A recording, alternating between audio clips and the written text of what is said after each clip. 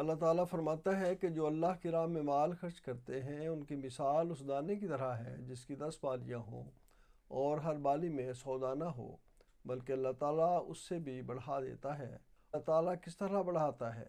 حضور صلی اللہ علیہ وسلم نے فرمایا کہ نماز، روزہ اور ذکر کرنا اللہ تعالیٰ کے راستے میں خرچ کیے گئے مال کو 700 گنا بڑھا دیتا ہے۔ گویا مالی قربانی کے ساتھ عبادتوں کے معیار بڑھانا بھی ضروری ہے، پھر اللہ تعالیٰ مہربان ہو کر مالوں کو بڑھاتا چلا جاتا ہے۔ ایک روایت میں آتا ہے کہ حضرت صلی اللہ علیہ وسلم نے ایک دفعہ اپنی نسبتی ہمشیرہ حضرت اسماء بنت ابو بکر رضی اللہ تعالیٰ عنہما کو نصیحت فرمائی کہ اللہ کی راہ میں گن گن کر خرچ نہ کیا کرو، ورنہ اللہ بھی تمہیں گن گن کر ہی دے گا۔ آپ صلی اللہ علیہ وسلم نے فرمایا، اپنے روپوں کی تھیلی کا منہ بخل کی وجہ سے بند نہ کرنا، ورنہ پھر اس کا منہ بند ہی رہے گا، پھر کبھی اس میں مال نہیں آئے گا۔